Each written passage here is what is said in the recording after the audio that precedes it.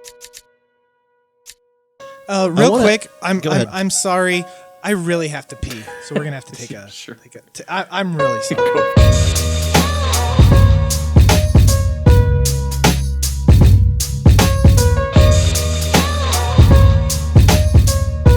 Hello and welcome to the How to Film Weddings podcast. John Bunn here today with my good friend Nick Miller. How's it going, Nick? Dude, so good. So good. It's so good. We just got through interviewing an awesome up-and-coming videographer, Jake Weisler out of Utah. His Instagram is blowing up. His brand is blowing up. He's doing some incredible courses with Full-Time Filmmaker. We talk about how he goes from zero to a six-figure business in 2 years. Hold on. Can you say that again, please? I want you to reiterate that fact. So he has gone from zero, starting his business in 2017, to a six-figure business in 2 years, and we talked to him all about that.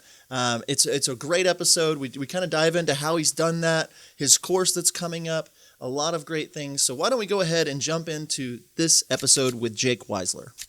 All right, well, thank you so much, Jake, for joining us today on the podcast. Why don't we start out by just learning a little bit about you, how you got going, and a little bit about your business now. So tell all the listeners, who is Jake Weisler? Awesome. Well, yeah, thanks for having me. Really appreciate being here. I started a little unorthodox, you could say, about 2 years ago. I did like YouTube and kind of comedy sketches in high school for a while. But then once I hit my senior year of high school, I just kind of thought there was no money in it, and so I kind of gave it up.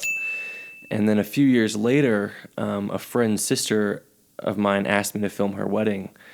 And I was like, I don't really do weddings. I'm not like a wedding videographer. I didn't think there was any money in wedding videography, to be honest. I had no idea that this world really existed. And so like, well, we'll pay you $400. And I had just proposed, and I was broke, and I was like, all right, like, sure.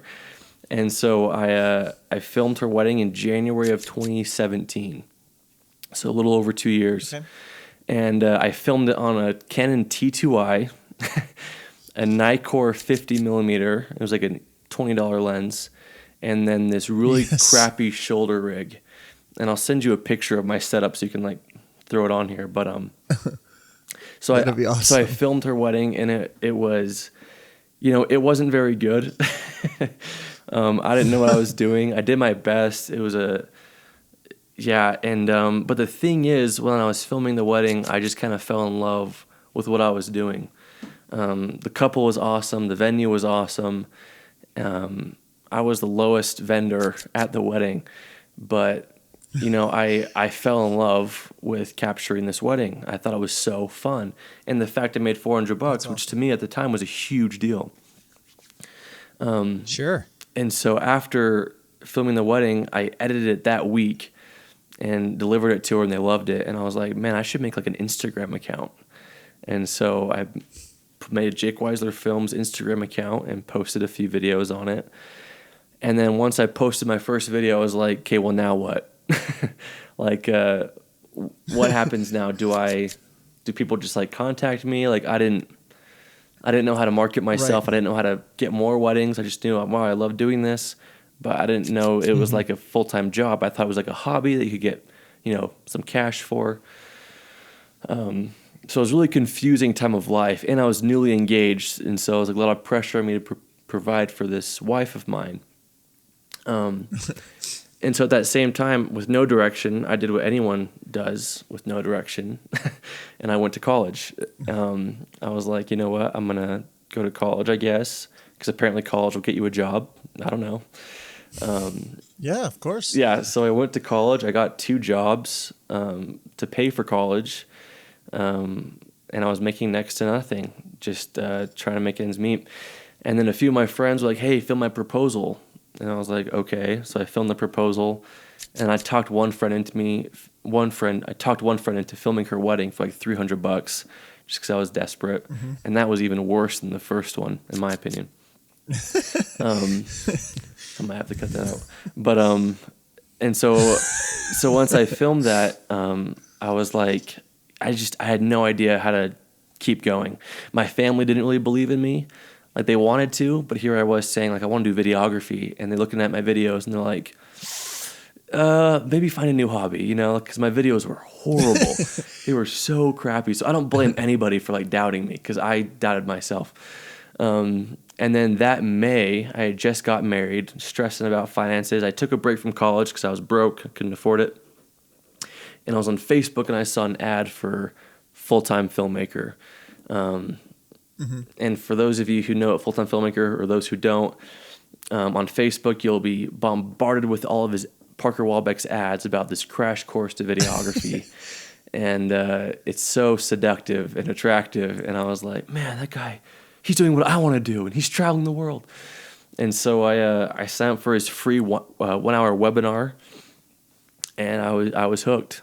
I was hooked. And the biggest thing he said to me that stood out was, if you expect people to pay you as a professional, you need to invest in professional equipment. And I was like looking at my T2i, thinking this is great to start with, but it does not compare to the videographers I'm following who can create these stunning cinematic films because I'm shooting in 720p. You know what I mean? Yeah. And so I called my dad and asked for a loan because I couldn't get a credit card because I had no history. And anyway, so I called my dad and got a loan, and he spotted me a few $1,000 to buy a 5D Mark IV, a 24-70 millimeter lens, and a Glide Cam HT 4000.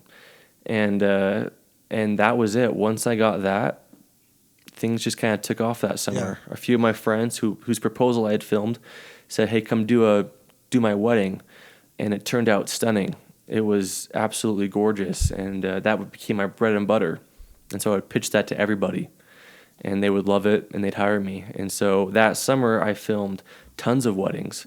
And then Parker saw my work, and he was impressed that I went from nothing to quitting both my jobs within 3 months to be a full-time videographer because I was making triple what my day jobs were paying me. And he said, hey, I want to take you on my team, and I love your work. And so then I started working for him, and then my confidence grew, and I just started booking more and more weddings. I learned how to market on Instagram. I learned how to connect with photographers, and so then in 2018, my second year, my goal was to make $100,000. And I exceeded that goal because of the drive I had, and because of it's incredible. Just a lot of little things working out and collaborations. And you guys know how it is. It's once you kind of dive into the world, just it opens up for you, and you just need to find those opportunities and take them. And I did. And so here I am in my third year, just loving it and trying to transition my brand more into less. I do a lot of LDS weddings and like traditional weddings. I'm trying to more get into the destination weddings and elopements, which I've booked a lot of this year, which I'm excited for. So that's kind of me in a nutshell. That's kind of awesome. My quick story. I love it. I love all that. Yeah, it's great.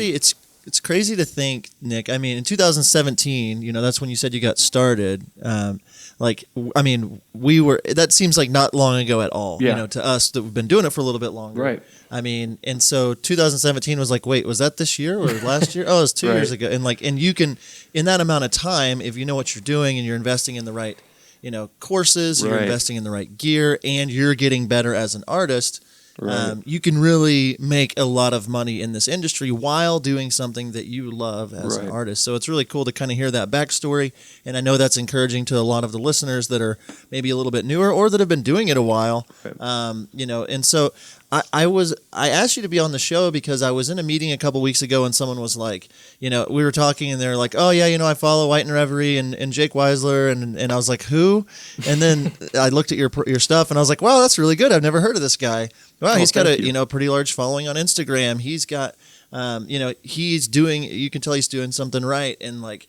And then we were with Kaylin, and Nick was doing a live with Kaylin and Christine the other day, and Kaylin mentioned you, and I was like, man, who is this guy? I gotta like hear. And so like I've been like looking at all your films on your site and everything, and like just kind of going back on your Instagram or watching your stories in the last few days where you're answering all these questions, and like it's really impressive to see how far you've come along in such a short way. And so I want to say kudos to you. Thank you. Then also just kind of like talk about your before moving into kind of like a little bit more of the meat of this, going from nothing to a six-figure Right. income in 2 years, kind of right now, you said you're 2 years in. What do you like? What's your business look like right now? Like, what is your average? I ask this a lot, but just like, Yeah. what is your average, your package that you're selling, Sure. you're starting with? Are you a package system kind of guy? Sure. Tell me a little bit about how your business works today. Cool. Yeah. My packages. Sorry, my audit. Okay. See, I love the package system. I think people appreciate having options to choose from. And also mentally, people always want the best, right? And so when you label your package, I label my package as diamond, gold, silver, and bronze. And people they want the gold, right? And so for my gold package, I try to make it the best I possibly can. My gold package is around $4,000 right now. And then my diamond package is around $4,000 right now, and then my gold packages is around $3,600, and then so forth. And so Okay, so it tiers up, kind of getting to the diamond Right. being the top one to start around 4,000. right. And Okay. in the diamond package, it includes top of my head about 8 hours of coverage, a second shooter, a 60-second cinematic trailer of their wedding film for them to post on Instagram. I've learned that brides love to have like a short little teaser to post. Yeah, absolutely. And then I do. I like to specialize in 6 to 8 minute highlight films. If you watch my videos, I don't do anything longer than about 8 minutes. I personally just don't. Right. I know there's a huge need for that. I just don't like doing that. I like to do short and concise. Maybe it's my generation. I don't know. And then I do offer an add-on where they can pay me to do like a longer edit, like a longer ceremony edit, which I'm fine with doing for extra, but I just don't like doing that initially. Sure. But also in the diamond package, it comes with drone coverage, it comes with audio coverage, which I've learned people charge extra for that, but I just kind of throw it into the gold package or the diamond package.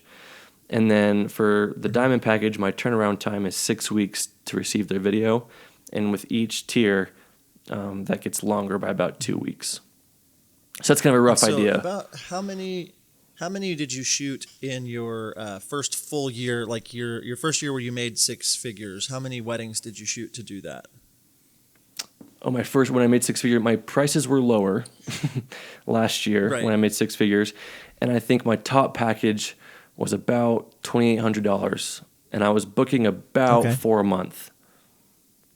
Okay. So somewhere around 50 weddings for the year. Yeah, about that. That's a lot of work. That's a lot of shooting. Oh, it was brutal. And you said you said your generation likes things a little shorter, likes a little, for the listeners, how old are you? I'm 'Cause 23. I think this is interesting. Yeah.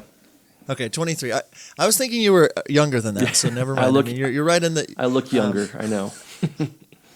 That's not a problem in a few years, I promise. Yeah. But so you're in your second year of weddings. Is this now your third year into your weddings? Yeah, 2019 is or my is still third your year. second? Mhm.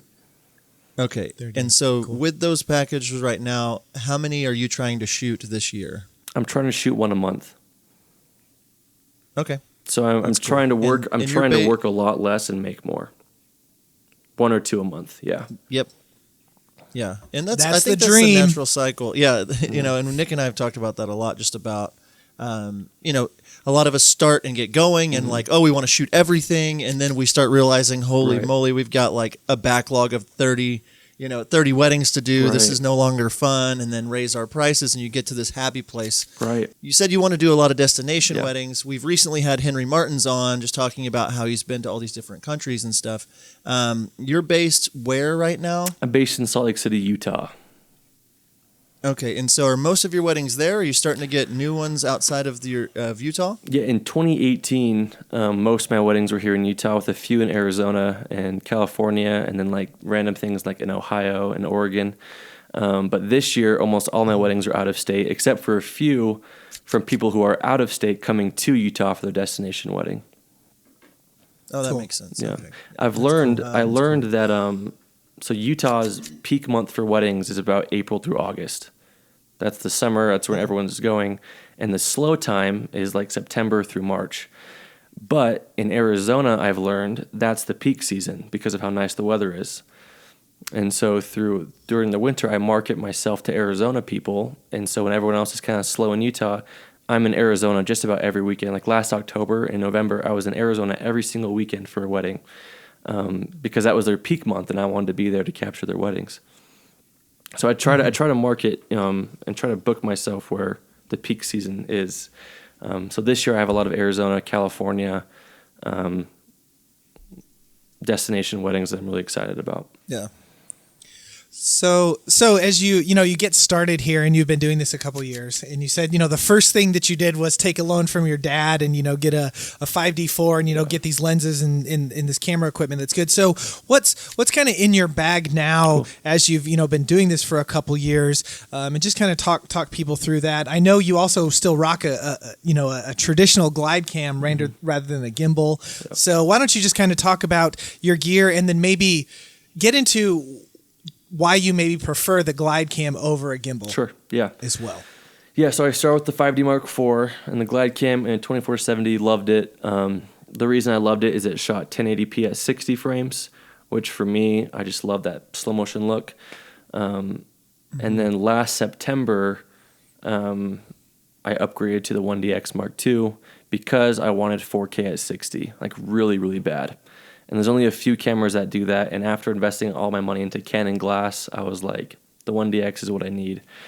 So I bought two 1DXs, and I bought a couple prime lenses. So right now my main setup is I bought two glide cams, actually. I love the glide cam.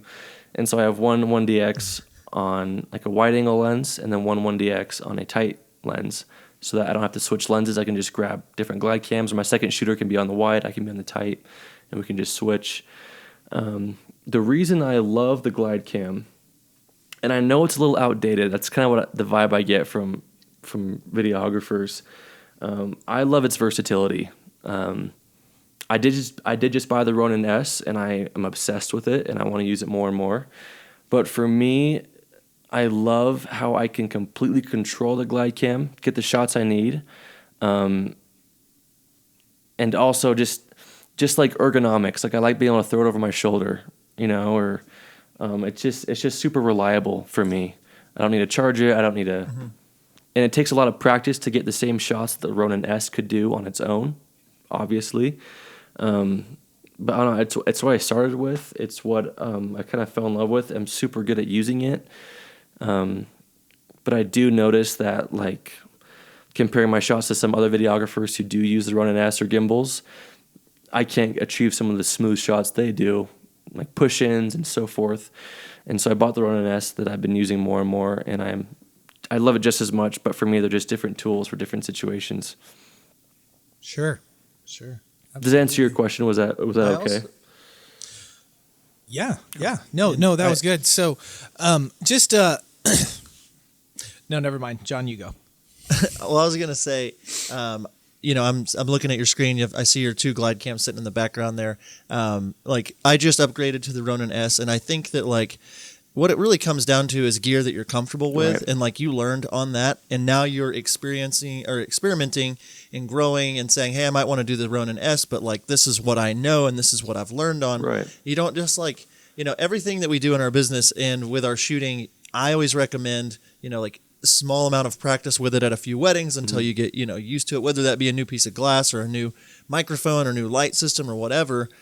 Going into a wedding and being like, oh, I've got this I've got a 1DX Mark II now instead of my 5D4, and I've got a Ronin S instead of my glide cam. I hope it works out, and right. Something goes wrong on your 1DX and you don't even know how to mess with it, or the Ronin's not charging right, and so just those baby steps into those pieces of gear. And so I'm excited to see what you end up thinking about the Ronin S, because I had the glide cams forever and just got the Ronin last year and was oh, it's finally here. I know. I do love it. I will say too, on your films, a lot of them, on your website, it says timeless wedding videos for adventurous couples. Why don't you tell us a little bit about who your ideal client is, who your target market is, what kinds of weddings are you trying to find?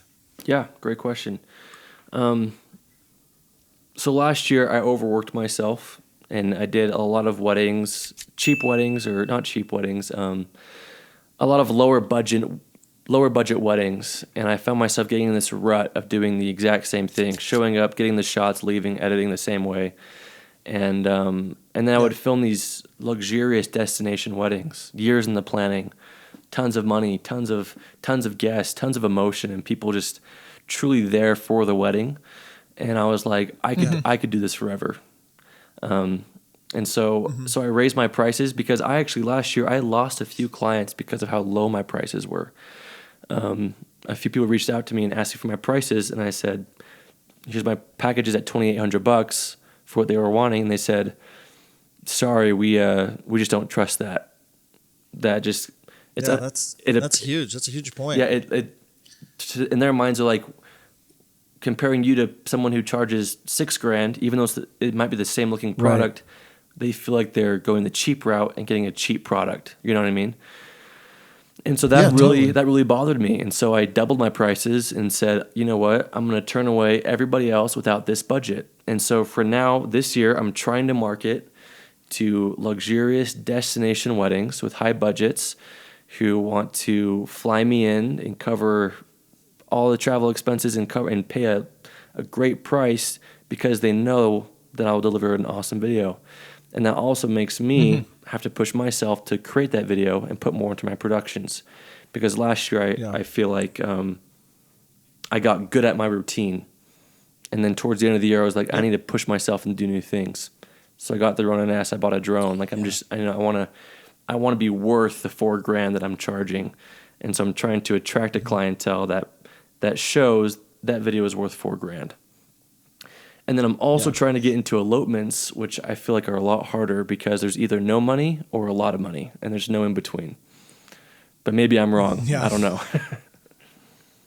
No, that's very accurate on the elopements that I've done. So, So you've got this year, you've raised your prices.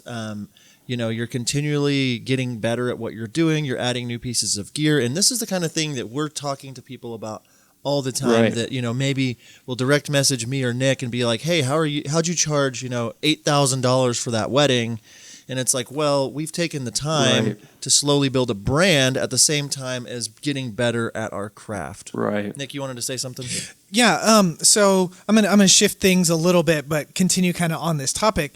Jake, a couple of days ago you asked a question on Instagram, which you have a ton of followers, which is super cool. Maybe we can talk about that in a minute, how you got all that. But, someone was saying, how do you get better and all this stuff? And you were talked about getting a mentor and how Parker has really mentored you and really pushed you and helped you with that. And I know it was the summer of 2016, my wife and I did a mentor with David Reynoso from Forestry Films. And I can look back at that as one of the things that has really helped our business get to where it is today. And so I want you to talk about, since you've only been doing this a couple of years, but you've already made six figures, talk about the importance of having a mentor and having someone that can push you and challenge you to create more and become better. Yeah, great question. I think the obvious thing that no one really thinks about is everyone craves a mentor, right? Think about the hundreds of DMs you guys probably get and the hundreds of DMs I get from people asking what camera, what lenses, what color presets, what LUTs, what focal lengths, what glide cams, what stabilizers, right? Everyone craves to be handheld through the process of getting started. And we all need it. We could waste hours and hours and hours on YouTube and on Instagram trying to figure it out. But I think at the end of the day, all of us want someone who will say, listen, I've been there, I've done it, here's what you should do. Here's what I would recommend. So having Parker as my personal mentor through the process of getting started accelerated me immensely. Here in Utah, it's a crazy saturated market. Everyone and their dog has a camera and calls himself a videographer. But if you put in work to actually learn and be better, it separates you from 80% of the people. It sadly does. 100%. So for me, having Parker tell me, okay, here's a camera that you would want to use. Here's how you should edit a wedding film. Here's the focal lengths. He taught me little things I just didn't know. Okay, don't use a 20 millimeter on a bride's face because she'll look horrible, right? A flattering focal length is 50 to 70. Just little things like that I didn't even think about. A mentor who had been there and had made tons of mistakes, was able to help me not make those mistakes and progress faster and quicker. And he also was a huge part in helping me raise my prices every time, because I was always scared. I was like, I don't want to raise my prices because then I'll stop booking people, and I'm booking great. Like, I was working for like $900 and he was like, you got to double your prices. I was like, no, people are booking me. He's like, you'll be happier. And I did. And I'm glad I did, Just finding someone that you can talk Right. to, finding someone that can take you under your wing. Yeah.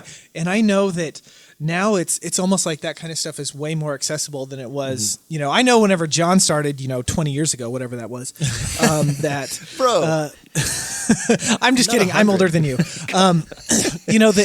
That finding that stuff was a lot harder. You couldn't And- find it anywhere. Right. And now there's podcasts and YouTube and, all these courses and stuff that you can take to find that stuff. But yeah, that is a great thing for our listeners to know and understand, is try to find someone that can mentor you, that can take you under Right. the wing, that can teach you, that can tell you these things, so that you don't have to, take the few years to learn what not to do. You can learn from Exactly. someone that already learned that and not do it. Exactly. And I'm, yeah, exactly.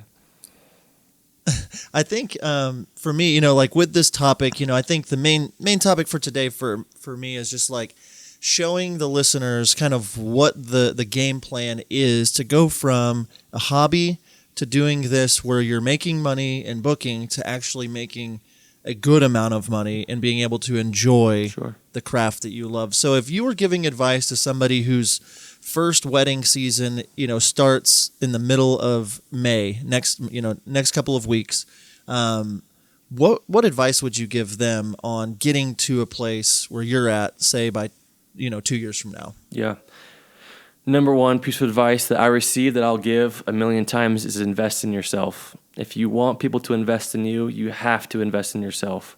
It's scary because in this industry, you have to spend a lot of money before you can make a lot of money. But the ROI is amazing. The return on investment is amazing. You need to do it. Get a mentor. Get better equipment. Learn how to market yourself through a mentor. I know how crucial it is to have a mentor. Obviously, I've told you my story, and I want to be that mentor for as many people as I can. I feel like, and by no means, I've not been doing this for a long time. I don't know every in and out of the business, but I do believe I have enough experience and history to help others get started. And so with Parker, I'm launching this course on May 1st called Wedding Video Pro. And essentially, it's everything you need to know about how to shoot, edit, and book weddings, and how to find clients. And to me, more importantly, how to get clients to find you. And so in this course, I'm teaching people how the gear I use, how to use the gear, what camera settings are best, how to color your films in a cinematic way. I'm actually coming out with some new LUTs that I'm really excited about. And then how to edit those weddings and use audio and how to work audio equipment and how to market yourself, brand yourself, use Instagram. Because for me, Instagram has been like the number one form of marketing, and it's been very fruitful. Just little things like knowing the right hashtags to use or the right promotions on who to promote it to, who to follow, who to collaborate with, how to work with photographers, all of this. We're going to cover all of this in my course coming out soon. I love teaching people how I do things. I love answering people's questions on Instagram, but it's not enough. I would love people to be able to have a product they can get and say, Jake's course helped me go from nothing to full-time, just like he did in a few months, because it helped me skip all the learning curve. It helped me go right to what I need to do to succeed and how I can brand myself and get better. Yeah, that's awesome. And I think too, when I heard you were doing this, I was like, oh, I definitely want to have him on, because I think a lot of our listeners, could learn so much just from the mistakes that even you've made, and then backed by, Parker with the full-time filmmaker. I mean, his brand is incredible. I mean, he's, helped thousands and thousands of people. So being backed by him is also just a stamp of approval, with his expertise on like helping you put all this together. So I'm real excited to just see what, it's all about. I was going to say Instagram, and this is one of the kind of the things I wanted to talk into just a little bit more, so our listeners can maybe get a taste of what they're going to get if they do, jump into your course. So as of today, you're closing in on around 15,000 followers on your Instagram account, and for a wedding filmmaking company that has been doing this for 2 years or less, I mean, that's a lot of people. Yeah. It's a very niche market, of That's course, huge. but that's a lot of people. It is. And your videos are getting 4, 5, 6,000 views every time you post them. And it seems as though you're appealing to the market of people, like you're appealing to the market of people that you need to appeal to, to get bookings. And so I would love to just kind of, if you're willing to Sure. break down some of your Instagram strategy, Sure. and then kind of how many weddings are you getting from Instagram? So Yeah. just kind of, first of all, just how many you're getting, and then just the strategy that you go in, and you said those hashtags, things like that. So I'd love to just Sure. learn from you about that. Yeah. Brief history on Instagram. Last spring, in my second year, I got an inquiry from this bride in California. It was my highest. She mentioned her budget. It was the highest paying wedding I'd ever done that thus far. And so it was this gorgeous venue, super rich Asian people. And I asked her, I was like, "How did you find me?" And she said, "I searched the hashtag wedding videographer on Instagram." And I was like, "What?" And because I used that hashtag, but I didn't know it did anything. And she's like, "Yeah." And so that little hashtag, putting that hashtag in one of my videos, somehow put me at the top of her search page, and it made me $3,000. And I was like, whoa. And so I started diving in more about hashtags. I was like, because I know hashtags are tricky and people just think, what are they for? And they're kind of to follow certain channels. But for me, whenever I post a video, I've learned all the hashtags that get me the most engagement. I hashtag anything that's related to weddings, wedding videography, wedding video pages, wedding photography pages, Utah videographer, California videographer, Arizona videographer. And surprisingly, a lot of people will search that, because if you're a bride and you want a videographer, where do you start? It's not Facebook anymore. Maybe it is. I don't know.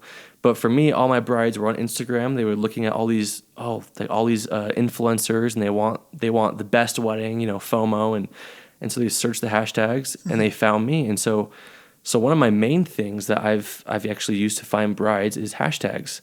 And wedding videographer, surprisingly, as generic as it is, being one of my most lucrative hashtags.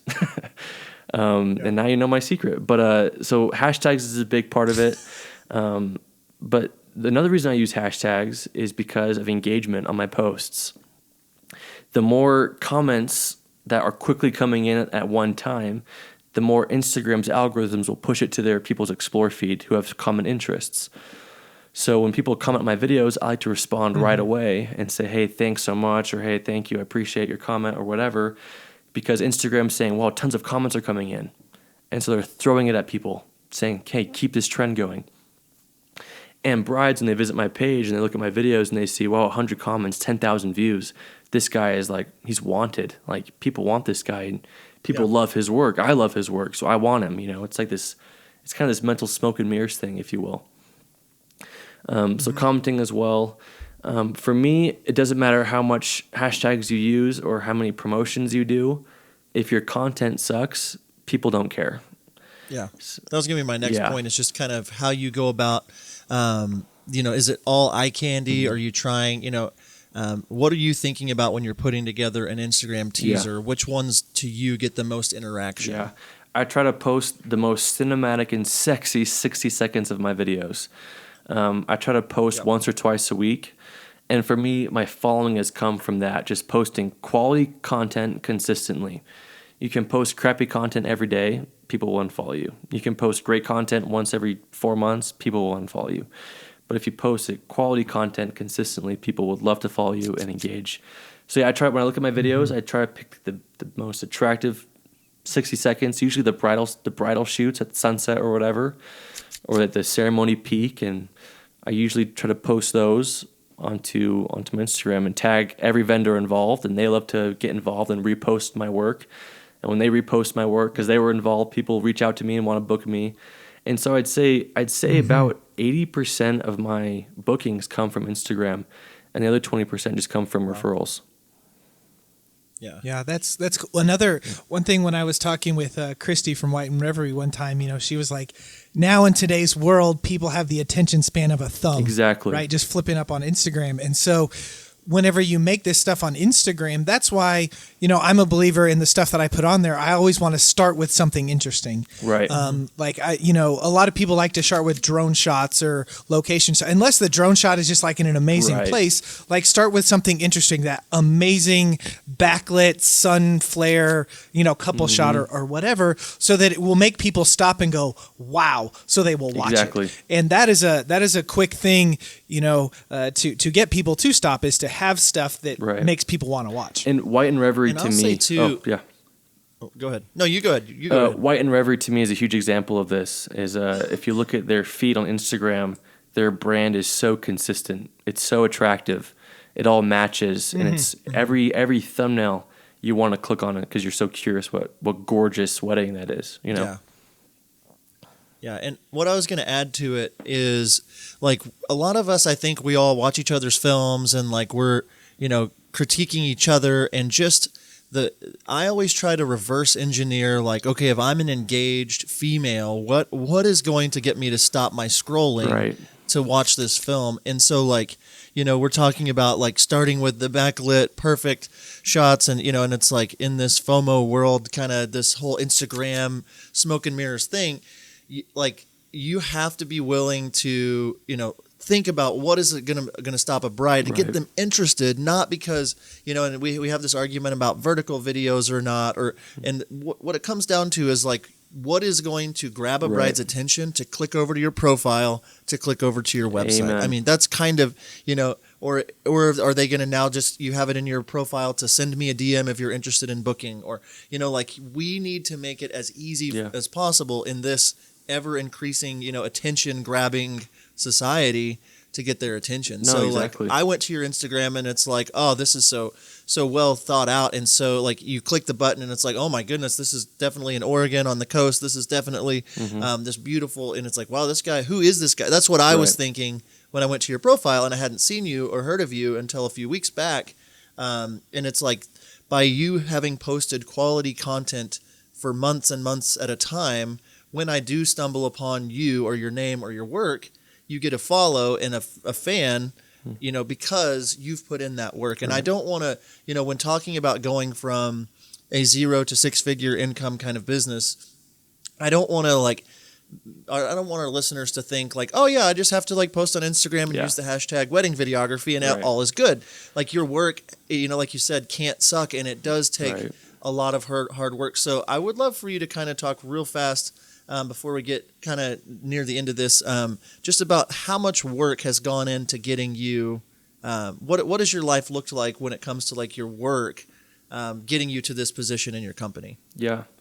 Practice, repractice for me. When Parker, my mentor, would teach me a glide cam movement or a color grading tip, I would practice that and repractice it every single day until I got it to a point where it wasn't his, it was mine, because I learned it in a way that turned it into mine. And I was like, okay, well, I love what he taught, but I'm going to do it this little way. And so I'm always trying to build my brand and make me stand out from everybody else. I don't want people to just think I'm another videographer. I don't want people to think he's just another one. I want people to know, okay, I don't want just a Jake Weisler film. I want the Jake Weisler Films experience. I want everything that comes with him. And so I'm always researching. I'm always trying to learn about my brides.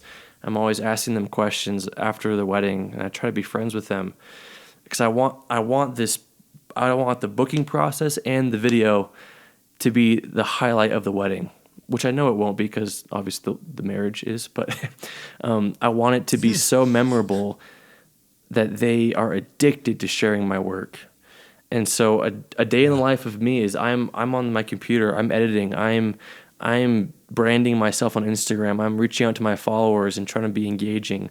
I'm researching equipment, I'm learning, trying new styles, I'm taking new courses, I'm just trying new things. I believe the second you stop growing is the second your business will just die. And I see that a lot with videographers around me is they don't get it and they die. Yeah, that's really good. That's really good stuff. Practicing, making your own. We're also, I know at least I am. I want it right now and I want it my way, but I don't want to put in the work to get it. Like that's a problem. So one thing you're saying is, yes, you've had a kind of a atypical rise to making money, but you have worked really, really hard at it. Yeah. So that's a big thing people need to take into account is working hard. So we put in our Facebook group that we were going to do a podcast with you today. And so I said, does anyone have any questions? Go for it. So we're just going to rattle off a few of these, Sure. Questions. You said a Facebook group, Nick? What's that? Yeah. Oh, our Facebook group, How to Film Weddings. Just search How to Film Weddings on Facebook plug, and you bro. can join our group. Yeah. Always plugging. So, Jared Sullivan asked, what is some of your biggest obstacles you've faced in pursuing full-time filmmaking? That's a great question, Jared. My biggest obstacle for me, and I know it's different for everyone. But for me, getting started, my biggest obstacle was sticking to my prices. It's a hard mindset to adapt to, but if you just take every bride who asks you to film their wedding, you become a slave to brides, and you're not. You're a vendor that they have the pleasure of having. And so if you just say yes to every wedding that comes your way, you'll brand yourself, and no offense, as this cheap videographer who anyone can get. And for me, when I was starting out, I would take everyone I wanted because I wanted to make money. But then I realized, okay, if I just stick to my prices, I'll attract a higher paying clientele. And because I'll attract a higher paying clientele, I'll have more content to attract higher paying clienteles. Does that make sense? And so even when times are tough, trust your prices. If your prices are whack, then obviously adjust them, but don't undervalue yourself. Is probably my biggest obstacle when starting out. I think a lot of people do that and don't even realize they're into it because it's that insecurity. Oh, absolutely. They're insecure that they're worth it, so they'll throw in everything, and that like we've talked about before, just brings down the value in our market. It does. So, Quick, Go ahead. I'm sorry. I really have to pee, so we're gonna have to take a. Sure. I'm really sorry. Go for it. I'm gonna. Okay, go ahead, Nick. What a goob. What a goob. But Let's talk about Nick while he's not here and show it on YouTube. Can we talk just freely? Is that okay? Yeah. I'd love to hear how. I know you mentioned it in a few of your podcasts, but how'd you get started doing weddings? How'd I get started personally? I was working at a church here in Oklahoma, and some of the youth leaders that I was one of the youth pastors, and they were getting married and said, "Can you film my wedding?" And I Googled it, and this was 2007. You Googled it a minute ago. I Googled it, like wedding videography, and it was like champagne glasses twirling, like an animation, and then like bachelor style roses, and I was just like, no, I can't do that. And so I literally told them, no, I can't do it. And they're like, no. And I was doing videos for the church, and they're like, we've got $500, just whatever you want to do. And I was like, $500? Whoa. And like, I think making $1,500 or $1,600 a month full time at that time.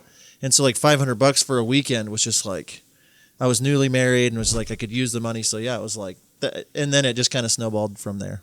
So, it's amazing. Nick, he was asking me personal questions. I'm always and so now I've shot over I'm 500 curious. weddings or so. Yeah. Wow. Yeah. All right, John. I'm going to ask the next question. Go for it. Yeah. Yep.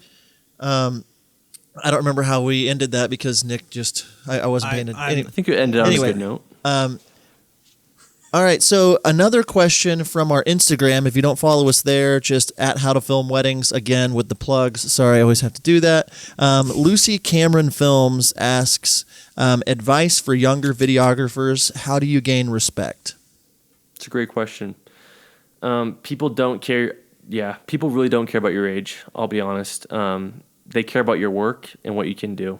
And I think the younger you are, the cooler it is if you can produce high-quality work. People will be blown away by it. But to get there, you might need to film some friends running around in the woods in pretty dresses just to show that you can do it. Ignore any stigma you've ever heard about age is important. Yeah, and I think, too, on that note, like, if you show up to a wedding day and nervous or embarrassed about your age, or keep talking about your age, or like aren't dressed for the part, like you're not acting like an adult while you're there, you're staring at your phone the whole time or whatever. It's the common stuff that your grandma would teach you. That's when I got going. I was 21 shooting weddings, and it was like my uniform for our guys was Holy jeans and Chuck Taylor shoes. You had to wear that to shoot for me. And so you can imagine the kinds of weddings I got with that. And when I decided to grow up a little bit and present myself in a way that was expensive, present if you're yourself charging, professionally. $5,000 for a wedding, it's like, oh, well, you probably should show up and look like one of the guests. Yeah, not in blue jeans and just white just t-shirt. showing up and looking confident. Right? Like be confident in who you are, and that, goes through everything with what you dress, how you act, and all of that stuff. And just, if you don't know what you're doing, or you don't feel like fake it till you make it. Yep. Like, pretend that you know what you're doing. Amen. Yeah. So thank you guys for the questions. Again, if you're not in our Facebook group, just search How to Film Weddings on Facebook or follow online on Instagram. We've been doing a lot of fun, like live videos on Instagram. I want to real quick before we end this, couple things. I want you to just kind of reiterate when your class is dropping, how people can get involved with that, where they can find it. And I think you have a promo code too for our How to Film Weddings listeners. So one more kind of quick pitch on what that program is, how they find it, all that good stuff. Yeah, so it's called Wedding Video Pro. You can look for it in the link in my bio on Instagram, which is at Jake Weisler Films. Plug. Give me a follow. But yeah, so if you just search courses.fulltimefilmmaker.com/courses, you'll see it with Parker Wahlbeck's School of Courses. You'll see Wedding Video Pro. You can't miss it. And yeah, I'm happy to provide you listeners for 15% off the course. My treat, just because awesome. I know how hard this is. I get it, and so I'd love to help out in a little bit of a way. Yeah. So the coupon code to get 50% off the course when we launch on May 1st is HTFW15, and that'll give you 50% off. So if people want to join in on this class, I know it's launching in a few days. We're going to have a link below for you to just drop your email. So when the course does drop, you'll be able to do that. Just check in the show notes on iTunes or on your podcast or underneath the video here on YouTube or Facebook. Perfect. We'll get that so everybody can join in. And I know you mentioned it. Best place for people to find you, where would that be real quick? Just Instagram at Jake Weisler Films. Well, cool. Well, thank you so much for being on today. I know that the listeners, there's so much more. I like that we just scratched the surface on this subject of going from nothing to six figures in 2 years. I know your time is valuable. Thank you so much for being on. If you're watching this on YouTube, a little bit more behind the scenes things. If you're on podcast, thank you so much. Do us a favor, share this video, subscribe. If somebody needs this information, do us a favor. It's the lifeblood of what we do, is sharing this video with somebody who needs it. Thank you so much to everybody who continues to grow our community. And until next time, we'll see ya. See ya. Thanks so much, guys.